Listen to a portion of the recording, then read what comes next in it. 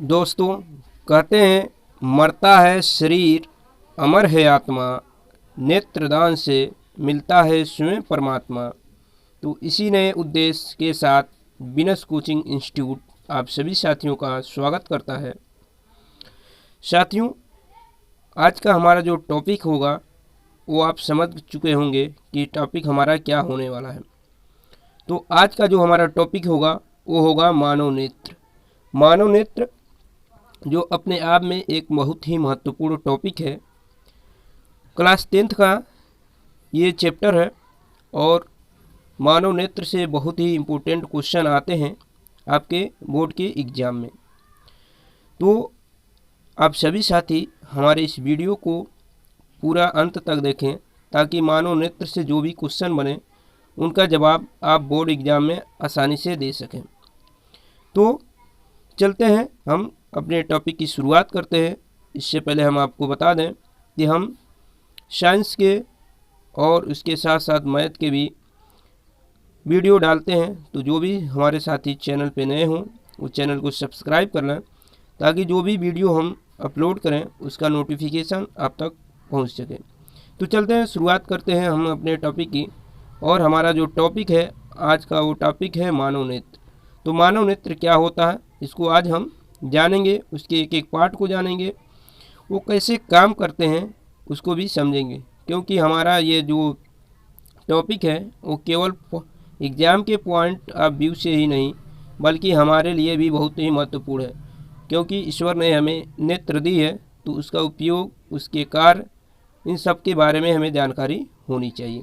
तो चलते हैं, शुरुआत करते हैं हम अपने टॉपिक की। देखिए, ह्यूमन आई यानी मानव नेत्र। देखिए यहाँ पर मानव नेत्र का फिगर आपको दिखाया गया है। इसमें बहुत सारे पॉइंट आपको दिख रहे हैं। उन सारे पॉइंटों पर हम एक एक करके चर्चा करेंगे, लेकिन सबसे पहले इस फिगर में ही कुछ चीज़ें समझने का प्रयास करेंगे और कोशिश करेंगे कि हम सारी चीज़ें आपको इसमें अच्छी तरीके से समझा सकें। तो चलते हैं, हम एक एक करके समझाते हैं। कुछ चीज़ें यहाँ पर सारी चीज़ें इंग्लिश में लिखी गई हैं। हम कोशिश करेंगे कि ज़्यादातर चीज़ों को आपको इंग्लिश और हिंदी दोनों में मिक्स करके बता सके ताकि आपको दोनों लैंग्वेज में ये टॉपिक अच्छी तरीके से समझ में आ सके। देखिए यहाँ पर लिखा हुआ है क्रिस्टलेन लेंस, यानी लेंस हमारे मानव नेत्र में एक लेंस लगा होता है। वो लेंस होता है उत्तल। वो कैसे कार्य करता है उसके बारे में हम आगे पढ़ेंगे, लेकिन सबसे पहले इसके जो भी पॉइंट दिए गए हैं उस पर हम चर्चा कर लेते हैं। जैसे यहाँ पर है एक्यूस ह्यूमरस। एक्यूरस ह्यूमरस जो हिंदी जिसका होता है जलीय द्रव्य। उसके बाद आता है प्यूपिल। प्यूपिल का हिंदी होता है पुतली। इसी तरह आयरिस आता है। आयरिस का हिंदी होता है परितारिका। कार्निया, कार्निया का हिंदी कार्निया ही हो जाएगा। सेलरी मसल्स, सेलरी मसल्स क्या होते हैं? सेलरी मसल्स जो हमारे क्या करते हैं, लेंस को पकड़े रहते हैं, उसे हम कहते हैं सेलरी मसल्स। आप यहाँ देख सकते हैं दोनों कोनों को लेंस को पकड़े हुए हैं। उसके बाद हम बात करते हैं रेटिना। रेटिना जो भी वस्तु होता है उसका प्रतिबिंब रेटिना पर बनता है। आपको मालूम होगा कि रेटिना पर क्या होता है, किसी भी वस्तु का प्रतिबिंब बनता है। उसके बाद आता है ऑप्टिक्स नर्व। ऑप्टिक्स नर्व क्या होते हैं कि जो भी ऑप्टिक नर्व का हिंदी जो होता है वो होता है प्रकाश शिराएँ, यानी जो भी हम चीज़ें देखते हैं उसका संदेश मस्तिष्क को भेजा जाता है ऑप्टिक्स नर्व के माध्यम से। ठीक है। और उसके बाद सबसे लास्ट में आपका यहाँ दिख रहा है विट्रोह्यूमरस। विट्रोह्यूमरस का मतलब होता है कांचाव्य द्रव्य, यानी मानव नेत्र में ये बहुत बड़ी मात्रा में द्रव्य भरा होता है। जब हम रोते हैं, दुखी होते हैं तो उस समय इसका स्राव होता है यानी बहता है। तो इन सब के बारे में हम आगे पढ़ेंगे, एक एक पॉइंट को समझेंगे कि कैसे ये काम करते हैं, इनका हमारे लाइफ में यूज क्या है, हमारे नेत्र में इसका महत्व क्या है। इन सब चीज़ों पर एक एक करके हम चर्चा करेंगे। तो चलते हैं, इसके आगे बढ़ते हैं। देखिए, सबसे पहले हम बात करेंगे कार्निया की। कार्निया, ठीक है। अब कार्निया क्या होता है? अभी आपने नेत्र में पढ़ा है कार्निया। कार्निया क्या होता है? कार्निया मानव नेत्र का सबसे आगे का जो भाग होता है, उभरा हुआ भाग। जैसे आपने अभी नेत्र देखा है, इस तरह के कुछ नेत्र थे उसमें ये आगे का जो उभरा हुआ भाग था ना, वही होता है कार्निया। कार्निया का कार्य क्या है, इसको हमें समझना होगा। कार्निया क्या करती है, जो भी लाइट्स यानी प्रकाश जो भी हमारे नेत्र पर आते हैं, उसका 65 से लेके 75% तक, यानी 65 से 75% तक के किरणों को, यानी जो भी प्रकाश आते हैं उनको परावर्तन या अपवर्तन करने का काम करती है। यानी हमारे नेत्र में कितनी लाइट प्रवेश करनी चाहिए वो उसका निर्धारित करती है। उसके बाद नेत्रदान में जब भी कोई व्यक्ति अपना नेत्र डोनेट करता है, आई डोनेट करता है, तो उसमें उस व्यक्ति की पूरी आँख नहीं निकाली जाती है, बल्कि ये जो कार्निया वाला पार्ट होता है ना, इसी को निकालकर दूसरे व्यक्ति के आँख में लगाई जाती है। ठीक है, तो ये सबसे इम्पोर्टेंट है कि आपसे क्वेश्चन पूछा जाता है, ऑप्शनल भी क्वेश्चन पूछे जाते हैं और पूरा थ्योरी में भी पूछे जाते हैं। तो ऑप्शनल में कैसे क्वेश्चन बनते हैं कि नेत्रदान में आँख का कौन सा हिस्सा दान किया जाता है, इस तरह के क्वेश्चन बन जाते हैं ऑप्शनल में। तो आपको बताना है कि नेत्रदान में आँख का कार्निया वाला हिस्सा जो होता है वो दान किया जाता है। ठीक, उसके साथ साथ कार्निया का जो अपवर्तनांक होता है, जो कार्निया का अपवर्तनांक होता है वो होता है 1.31। इस बात को भी ध्यान रखिएगा, ऑप्शनल क्वेश्चन में ये भी पूछ लिए जाते हैं कि कार्निया का अपवर्तनांक कितना होता है। तो कार्निया का जो अपवर्तनांक होता है वो होता है 1.31। ठीक है, तो ये थे कार्निया के कुछ मुख्य पॉइंट। अब चलते हैं आगे देखेंगे कि आगे हमें किस बिंदु पर चर्चा करना है। देखिए, ये है जलीय द्रव्य। जलीय द्रव्य क्या होता है, इसके बारे में हमें जानना होगा और इस पर हम चर्चा करेंगे कि जलीय द्रव्य क्या होता है। ठीक है, तो देखिए, जलीय द्रव्य आपने अभी देखा है कि आँख में जो भी हम जैसे आँख में हमारे कुछ पड़ जाते हैं या जब हम रोते वगैरह हैं, तो उस समय क्या होता है कि वो एक द्रव्य होता है जो आंसू के रूप में हमारे आँख से बाहर आते हैं। ठीक है, तो इसका भी ध्यान रखा जाता है कि जब भी हमारे आँख में धूल वगैरह गर्दे वगैरह पड़ जाते हैं, तो उस समय जलीय द्रव्य यानी आंसू के रूप में जो पदार्थ बाहर आते हैं वो जलीय द्रव्य के रूप में जाने जाते हैं। ठीक है, तो ये जलीय द्रव्य हो गया। देखिए, जो मुख्य पॉइंट है जिनका बहुत ज़्यादा उपयोग है उसके बारे में हम ज़रूर चर्चा करेंगे। ठीक है ना, तो जलीय द्रव्य, उसके साथ साथ हम आपको बता दें कि जलीय द्रव्य इसमें 99.9% क्या होता है, जल होता है, इसीलिए इसका नाम ही पड़ा है जलीय द्रव्य। ठीक है, उसके बाद इसका कार्य और क्या होता है, ये लाइट को मोड़ने का काम करता है। ठीक है ना, जो भी लाइट चाहते हैं, जो भी प्रकाश हमारे नेत्र में प्रवेश करते हैं, उनको मोड़ने का काम करता है। दूसरी चीज़ कि ये अवशिष्ट पदार्थ को बाहर निकालता है। जैसे हमारे आँख से जो भी सुबह सुबह हम सोकर उठते हैं तो हमारे आँख से कुछ अवशिष्ट पदार्थ निकलते हैं, जिसको आम भाषा में हम अवशिष्ट पदार्थ के रूप में जानते हैं। तो वो क्या करते हैं, हमारे आँख से बाहर निकलते हैं। ठीक है, उसके बाद ये क्या करता है कि आँख के जो दाब होते हैं उसको व्यवस्थित करने का कार्य करता है, यानी आँख पर बहुत ज़्यादा दबाव न हो, बैलेंस बना रहे, उसको भी व्यवस्थित करने का कार्य करता है। उसके अलावा जलीय द्रव्य क्या करता है कि यह कार्निया आदि को पोषण तत्व प्रदान करता है, यानी न्यूट्रिशन देता है। जो भी हमारे आँख के कार्निया होते हैं उनको न्यूट्रिशन प्रदान करता है। उसके साथ साथ ये ऑक्सीजन को भी पहुंचाने का कार्य करता है और ये आँख को गीला रखने का कार्य करता है। सबसे महत्वपूर्ण चीज़ तो यही है कि जो हमारे नेत्र हैं उसको गीला रखने का कार्य करता है, इसे सूखने नहीं देता है। ठीक है, आशा है कि आपको ये सारी चीज़ें समझ में आ गई होंगी। अगर आप पेन और कॉपी लेकर बैठे हों तो कोशिश कीजिए कि ये सारी चीज़ें नोट कर सकें, ताकि आपके एग्ज़ाम के पॉइंट ऑफ व्यू से ये सारी महत्वपूर्ण चीज़ें हैं। अब चलते हैं आगे और आगे देखेंगे कि आगे किस बिंदु पर चर्चा हमें करनी है। देखिए, आइरिश, जिसका हिंदी होता है परितारिका। देखिए, आइरिश जो होता है, इसको बता दें हम कि आँखों को रंग देने का कार्य करता है। जैसे हम देखते हैं कि किसी का आँख भूरा, किसी का काला, किसी का नीला, इस तरह नीली आँख वाले, भूरे आँख वाले लोग मिलते हैं। तो जो आँखों का रंग देने का कार्य करता है वो कार्य करता है परितारिका यानी आइरिश।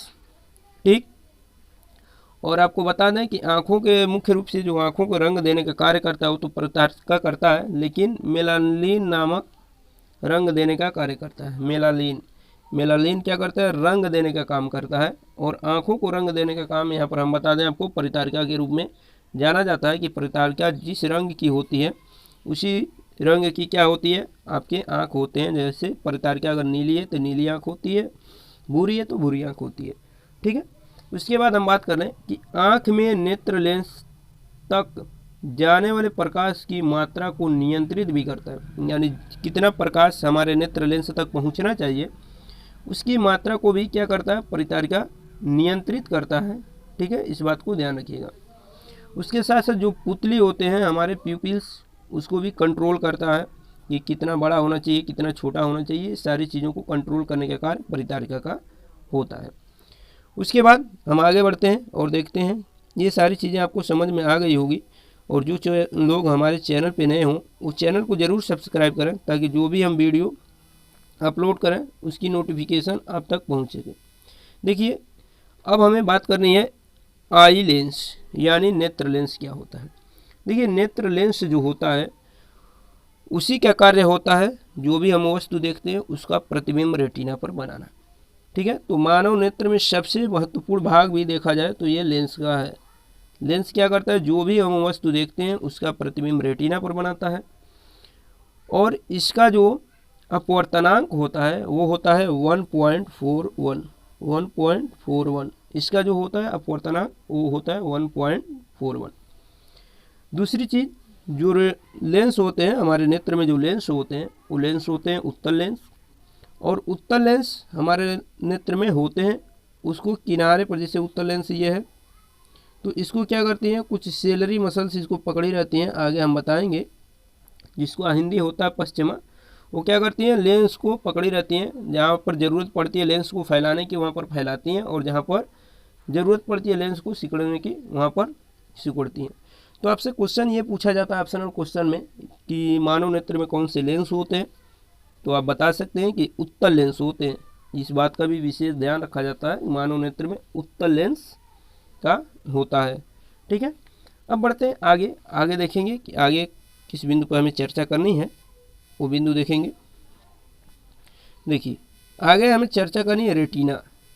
रेटिना क्या होता है? देखिए, ये मानव नेत्र का बहुत ही महत्वपूर्ण भाग है। रेटिना क्या करता है कि जो भी वस्तु होते हैं जिसको हम देखते हैं उसका प्रतिबिंब क्या करता है? रेटिना पर बनता है उस वस्तु का। किसके द्वारा? लेंस के द्वारा। अभी हमने बताया कि लेंस क्या करता है? जो भी वस्तु हमें देखते हैं उसका प्रतिबिंब रेटिना पर बनाता है। तो रेटिना पर सभी वस्तुओं का प्रतिबिंब बनता है। तो रेटिना पर किसी भी वस्तु का प्रतिबिंब बनता है, इस बात का भी विशेष ध्यान रखिएगा। और वो प्रतिबिंब किसके द्वारा बनाया जाता है? वो प्रतिबिंब बनाया जाता है आपके लेंस द्वारा। उसके साथ साथ हम बता दें कि रेटिना पर दो प्रकार के सेल होते हैं। वो सेल कौन कौन से होते हैं? एक होता है रॉड्स और एक होता है कोन। ये रॉड्स और कोन, ये दो सेल होते हैं।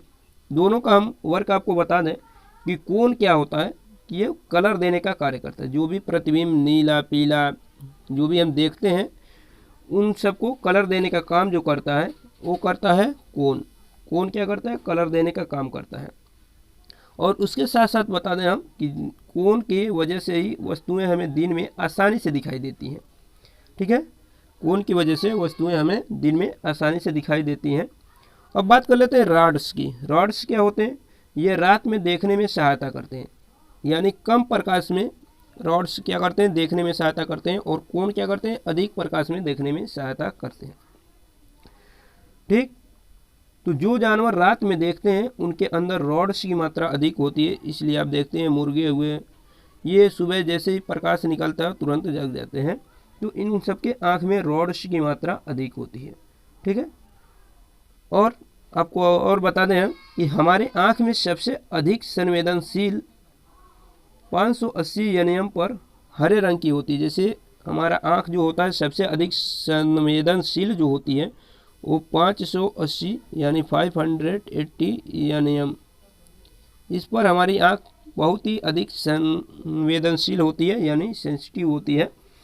इसका मतलब क्या है कि जब भी हमारे आँख में किसी प्रकार की दिक्कत होती है तो डॉक्टर हमें सलाह देता है कि आप सुबह के समय क्या कीजिए, हरी वस्तुओं को ज़्यादा से ज़्यादा देखिए, ठीक है ना। तो वो हमारे आँख के सेंसिटिव यानी संवेदनशीलता को बढ़ाते हैं। अब आगे बात कर लेते हैं हम अपने अगले पॉइंट पर। अगला पॉइंट हमारा क्या है, देखिए अगला पॉइंट है ब्लाइंड स्पॉट। ब्लाइंड स्पॉट क्या है कि जैसे जो भी चीज़ें हम देखते हैं, ठीक है, उसका प्रतिबिंब बनता है रेटिना पर, लेकिन रेटिना पर हर पॉइंट पर बना हुआ प्रतिबिंब हमें स्पष्ट नहीं दिखाई देता। कभी क्या होता है कि हम वस्तुओं को देखते हैं लेकिन क्लियर नहीं दिखाई देती है, फिर अपने आँख को हम मलते हैं और उसके बाद वस्तुओं को देखते हैं और फिर वो वस्तुएं हमें क्लियर दिखाई देने लगती हैं। ऐसा क्यों होता है? ऐसा इसलिए होता है क्योंकि जो वस्तु का प्रतिबिंब रेटिना पर बना हुआ है वो ब्लाइंड पॉइंट जो होता है उस पर नहीं बना हुआ है। जब किसी वस्तु का प्रतिबिंब रेटिना पर ब्लाइंड पॉइंट पे बनता है तो उस वस्तु का प्रतिबिंब स्पष्ट दिखाई देता है, ठीक है। तो ब्लाइंड पॉइंट पर बना हुआ प्रतिबिंब जो होता है, ब्लाइंड स्पॉट पे जो वस्तु का प्रतिबिंब बनता है वो स्पष्ट रूप से दिखाई देता है। तो इसलिए आपसे बहुविकल्पी क्वेश्चन में इस प्रकार पूछे जाते हैं कि किस बिंदु पर बना हुआ, रेटिना के किस बिंदु पर बना हुआ प्रतिबिंब सबसे साफ स्पष्ट दिखाई देता है, तो वहाँ पर आपका आंसर हो जाएगा ब्लाइंड स्पॉट यानी ब्लाइंड पॉइंट, ठीक है। तो ये आपके थे अंध बिंदु, इसका हिंदी होता है। अब चलते हैं आगे और आगे देखेंगे कि आगे क्या है। देखिए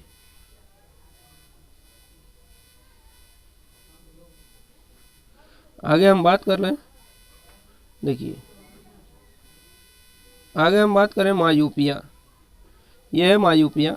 अब मायूपिया क्या है, देखिए अभी तक हमने आपको बताया कि मानव नेत्र के मुख्य पार्ट क्या होते हैं, उनके वर्क्स क्या होते हैं, वो काम कैसे करते हैं, ये सारी चीज़ें हमने आपको बताया।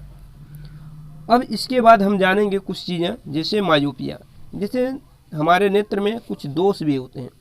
दोष क्या कि जैसे कभी कभी हमें क्या होती है, नज़दीक की वस्तुएं दिखाई नहीं देती हैं, दूर की वस्तुएं दिखाई देती हैं। कभी कभी दूर की वस्तुएं दिखाई नहीं देती हैं, नज़दीक की वस्तुएं दिखाई देती हैं। यानी एक तरह से कह सकते हैं कि हमारे नेत्र में कभी कभी निकट दृष्टि दोष हो जाता है और कभी कभी दूर दृष्टि दोष हो जाता है, और कभी तो दोनों दोष हो जाते हैं, यानी निकट दृष्टि दोष भी और दूर दृष्टि दोष, ये दोष हो जाते हैं। तो जैसे मायोपिया, मायोपिया का मतलब होता है निकट दृष्टि दोष, और निकट दृष्टि दोष होते क्या हैं इसे हम आज समझेंगे अच्छी तरीके से। सबसे पहले आप देख रहे हैं इस फिगर में दो नेत्र दिखाए गए हैं आपको। एक नेत्र ऊपर वाला जो दिख रहा है ये बगैर लेंस वाला है और दूसरे में लेंस लगाया गया है। ऐसा क्यों किया गया है इसका रीज़न हम बताएंगे। सबसे पहले हम जान लें कि मायोपिया यानी निकट दृष्टि दोष होता क्या है। देखिए निकट दृष्टि दोष जो होता है, निकट दृष्टि दोष में व्यक्ति को निकट की वस्तुएं स्पष्ट दिखाई देती हैं। देखिए जैसा नाम है निकट दृष्टि दोष वैसा काम नहीं है, इसका जस्ट उल्टा है। निकट दृष्टि दोष में व्यक्ति को निकट की वस्तुएं स्पष्ट दिखाई देती हैं लेकिन दूर की वस्तुएं स्पष्ट दिखाई नहीं देती हैं। इसका रीज़न क्या है? इसका रीज़न ये है कि जो आप यहाँ पर लेंस देख रहे हैं, लेंस, नेत्र लेंस का जो व्यास होता है वो घट जाता है, और जब घट जाता है तो उसकी वजह से उसकी फोकस दूरी जो होती है वो होती है बढ़ जाती है, ठीक है। तो नेत्र लेंस का जो व्यास होता है वो क्या होता है, नेत्र लेंस के व्यास बढ़ना, हमने आपको घटना बताया है, सॉरी इसके लिए। नेत्र लेंस का व्यास जो होता है वो बढ़ जाता है। बढ़ता कैसे है? बढ़ने का मतलब ये है कि ये चौड़ा हो जाता है, और जब चौड़ा हो जाएगा तो इसकी फोकस दूरी जो होगी वो घट जाएगी। मायोपिया में यानी निकट दृष्टि दोष में जो नेत्र लेंस होता है उसकी व्यास बढ़ जाती है। व्यास बढ़ने का मतलब होता है लेंस चौड़ा हो जाता है, और जब लेंस चौड़ा होगा तो छोटा हो जाएगा। जब छोटा होगा तो उसकी फोकस दूरी जो होगी वो घट जाएगी।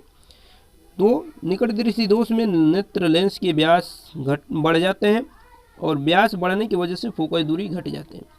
अब जब फोकस दूरी घट जाएंगे तो आप देख रहे हैं कि वस्तु का जो कट पॉइंट है, जो कट कर रहे हैं, वो कहाँ पर कट कर रहे हैं? इस रेटिना से पहले। रेटिना आपका यहाँ पर है, और इससे पहले ये क्या कर रहे हैं, जो भी किरणें आ रही हैं वो रेटिना से पहले ही कट कर रही हैं, और जब रेटिना से पहले कट कर रही हैं तो इसी वजह से ये प्रतिबिंब क्या हो रहा है, रेटिना के निकट जाके बना, और रेटिना के निकट बनने की वजह से इसका नाम पड़ा निकट दृष्टि दोष। अब हमें इस दोष को दूर करना है। अब इस दोष को दूर कैसे करेंगे? इस दोष को दूर करने के लिए हमें ऐसे लेंस का इस्तेमाल करना पड़ेगा जो क्या करे, किरणों को फैलाते हुए आगे बढ़ाए। जब किरणों को फैलाते हुए आगे बढ़ाएगा तभी ये जो पॉइंट यहाँ पर है ये रेटिना तक पहुँचेंगे। तो इसके लिए हम क्या करते हैं, दो लेंस पड़े हुए हैं हम, एक अवतल लेंस और एक उत्तल लेंस। अवतल लेंस का हम प्रयोग करते हैं। अवतल लेंस करता क्या है कि जो भी प्रकाश किरणें इसके ऊपर पड़ती हैं उसको फैलाता है, एक्सपेंड करता है। तो जब फैलाता है तो ये क्या करते हैं, जब पहले से ही किरणें फैलती हुई आएंगी फिर पहुंचेंगी उत्तल लेंस पे, यानी हमारे मानव नेत्र के जो लेंस है उत्तल लेंस उस पर पहुंचेंगी। और फिर वो क्या करेगा कि वस्तु उसका प्रकाश को मोड़ते हुए आगे बढ़ाएगा, और मोड़ते हुए जब आगे बढ़ाएगा तो वो जाके रेटिना पर एक दूसरे को कट करेंगे। देख रहे हैं आप, यहाँ पर रेटिना पर कट कर रही हैं, और जहाँ पर किरणें कट करती हैं एक दूसरे को वहीं पर वस्तु का प्रतिबिंब बनता है। तो रेटिना पर ये क्या कर रही हैं, कट कर रही हैं, और उस कंडीशन में वस्तु का प्रतिबिंब स्पष्ट दिखाई बनता है, और जिससे व्यक्ति को वस्तु स्पष्ट रूप से दिखाई देने लगती है। तो आपको समझ में आ गया होगा कि निकट दृष्टि दोष ऐसा दोष है जिसमें व्यक्ति को निकट की वस्तुएं स्पष्ट दिखाई देती हैं किंतु दूर की वस्तुएं स्पष्ट दिखाई नहीं देती हैं। इस दोष के होने के कारण क्या है? कारण यह है कि लेंस के व्यास का बढ़ जाना और दूसरा फोकस दूरी का घट जाना। ठीक, इसका निवारण क्या है? इसका निवारण यह है कि चश्मे में हम क्या करते हैं, उचित फोकस दूरी वाले अवतल लेंस का प्रयोग करते हैं। ये इसके निवारण हो गए। ठीक है, उम्मीद है कि आपको सारी चीज़ें ये समझ में आ गई होंगी। अब चलते हैं हम अगले टॉपिक की तरफ। अगला टॉपिक हमारा क्या है, देखिए। अब देखिए यहाँ पर सारी चीज़ें और सारी डिटेल्स दिए गए हैं आपको कि निकट दृष्टि दोष होने के कारण क्या है कि नेत्र लेंस के गोले के व्यास का बढ़ जाना, नेत्र लेंस के फोकस दूरी का घट जाना, ये सारी चीज़ें हमने आपको बता दिया है। निवारण क्या है कि चश्मे में उचित फोकस दूरी वाले अवतल लेंस का प्रयोग करते हैं। ये सारी चीज़ें हमने आपको बता दिया। अब चलते हैं आगे। आगे देखिए, आगे है आपका हाइपरमेट्रोपिया। हाइपरमेट्रोपिया क्या होता है, जिसको हम कहते हैं दूरदृष्टि दोष।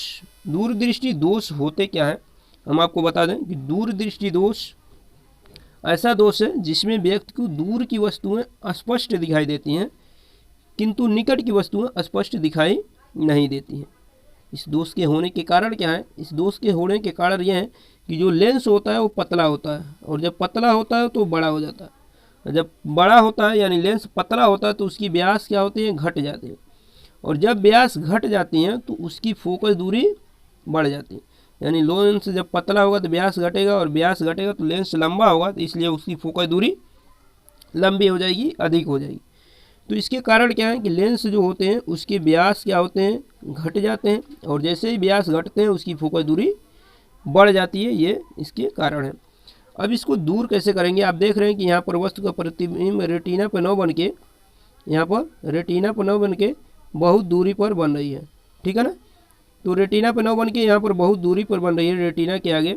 तो इसलिए हमें ऐसे लेंस का प्रयोग करना होगा इस दोष को दूर करने के लिए, जो क्या करे, किरणों को पहले से ही मोड़ती हुई आए, और मोड़ती हुई आए तो यानी पहले से मोड़ती हुई आएगी तभी वो रेटिना पर बनेंगी। तो इसके लिए हम करते क्या हैं, इस दोष के निवारण के लिए जो चश्मा होता है उसमें उचित फोकस दूरी वाले उत्तल लेंस का प्रयोग करते हैं। उत्तल लेंस करता क्या है, उत्तल लेंस क्या करता है कि जो किरणें उस पर पड़ती हैं उसको मोड़ने का काम करता है। तो जैसे ही उत्तल लेंस का हम इस्तेमाल करेंगे, बाहर से जो भी किरणें आएंगी इसको ये क्या करेगा, मोड़ते हुए हमारे नेत्र लेंस पर पहुंचाएगा। और नेत्र लेंस क्या है, वो भी उत्तल लेंस है, वो किरणों को और अधिक मोड़ देगा। जब और अधिक मोड़ देगा तो ये किरणें रेटिना पर आके एक दूसरे को कट करेंगी, और जब रेटिना पे कट करेंगी तब जाके वस्तु का प्रतिबिंब स्पष्ट रूप से रेटिना पर बनेगा और हमें वस्तुएं स्पष्ट रूप से दिखाई देने लगेंगी।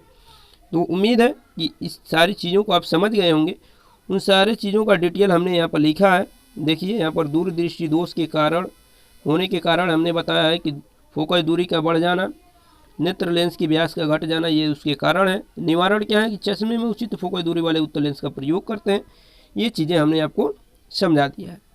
अब चलते हैं अगले टॉपिक की तरफ। अगला टॉपिक हमारा क्या है समझेंगे। देखिए अगला टॉपिक ये है प्रेस बायोपिया।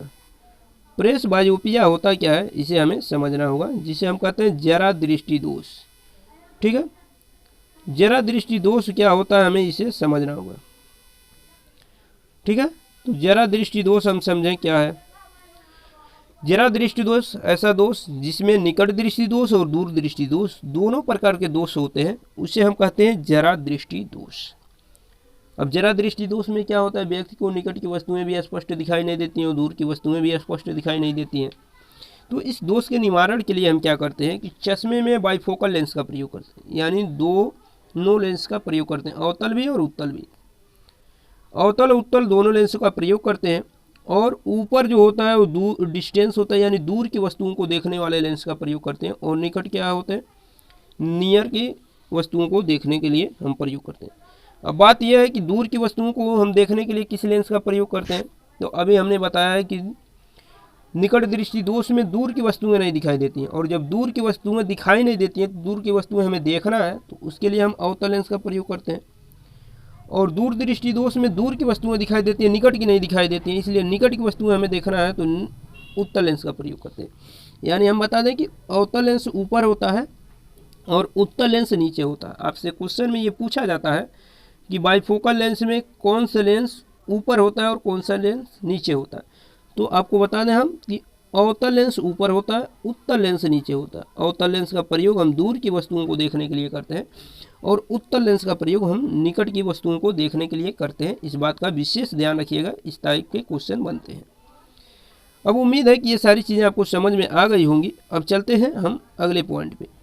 यहाँ पर सारी चीज़ें लिखी गई हैं। जरा दृष्टि दोष में दोनों प्रकार के दोष होते हैं, निवारण है उचित फोकस दूरी वाले बाइफोकल लेंस का प्रयोग करते हैं। यहाँ पर नोट में लिखा गया है कि अवतल लेंस ऊपर तथा उत्तल लेंस नीचे लगाया जाता है। ठीक है ना। अब चलते हैं आगे देखेंगे। ये देखिए, यह कलर ब्लाइंडनेस। कलर ब्लाइंडनेस होता क्या है कि बहुत सारे लोग क्या करते हैं कि रंगों में विभेद नहीं कर पाते हैं। रंगों में विभेद का मतलब क्या होता है कि वो रंगों में पहचान नहीं कर पाते हैं कि कौन सा रंग किस कलर का है। तो ऐसे लोगों को हम कहते हैं कि उनके नेत्र में कलर ब्लाइंडनेस है, यानी रंग पहचानने में उन्हें दिक्कत हो रही है। तो ऐसे दोष को दूर कैसे करते हैं? ऐसे दोष के दूर करने के कोई कारण नहीं, कोई उपाय नहीं है। इसके कारण क्या होते हैं? इसके कारण होते हैं जन्मजात लक्षण, यानी ये जेनेटिक्स होता है। इस रोग में क्या होता है कि व्यक्ति को लाल, विशेष रूप से लाल, नीले और हरे रंगों में अंतर नहीं कर पाता। जिस व्यक्ति को ये दोष होती है वो मुख्य रूप से लाल, नीले और हरे रंगों में विभेद नहीं कर पाता, अंतर नहीं कर पाता है। ठीक है, वो ये क्लियर नहीं समझ पाता है कि हरी सिग्नल सामने है या रेड सिग्नल सामने है, तो इसमें अंतर नहीं कर पाता। तो इसे कलर ब्लाइंडनेस कहते हैं। इस बात का ध्यान रखिएगा, ये जन्मजात होता है। ठीक है, तो इसकी कोई इलाज नहीं है, ये जेनेटिक्स रोग है, इस बात को ध्यान रखिएगा। अब चलते हैं अगले टॉपिक की तरफ। अगला टॉपिक हमारा देखेंगे क्या है। देखिए, यहाँ पर कलर ब्लाइंडनेस के आपके कुछ फिगर दिए गए हैं, आप फिगर को समझ सकते हैं। कलर ब्लाइंडनेस में हम क्या करते हैं, कलर को पहचानते हैं कि कौन सा कलर किस रंग का है। तो जिस व्यक्ति को कलर ब्लाइंडनेस हुए रहते हैं वो कलर को पहचान नहीं पाते हैं। लाल, नीले और हरे में अंतर मुख्य रूप से नहीं कर पाते हैं, इस बात का ध्यान रखिएगा। चलते हैं आगे। अगला टॉपिक हमारा यहीं पर समाप्त होता है, ये कलर ब्लाइंडनेस पे ही। तो जो भी हमारे दोस्त चैनल पे नए हों उस चैनल को सब्सक्राइब कर लें, ताकि जो भी वीडियो हम डालें उन सब का नोटिफिकेशन आप तक पहुंच सके। और मुख्य रूप से इसमें ध्यान रखिएगा कि निकट दृष्टि दोष, दूर दृष्टि दोष से क्वेश्चन बोर्ड के एग्जाम में आते ही आते हैं, इस बात का ध्यान रखिएगा। तो इस वीडियो को पूरे अंत तक देखिए ताकि चीज़ें समझ में आए, और उसके बाद इसको अपने दोस्तों के पास शेयर कीजिए। ठीक है, तो मिलते हैं नेक्स्ट वीडियो में, तब तक के लिए अपना ख्याल रखिए। धन्यवाद।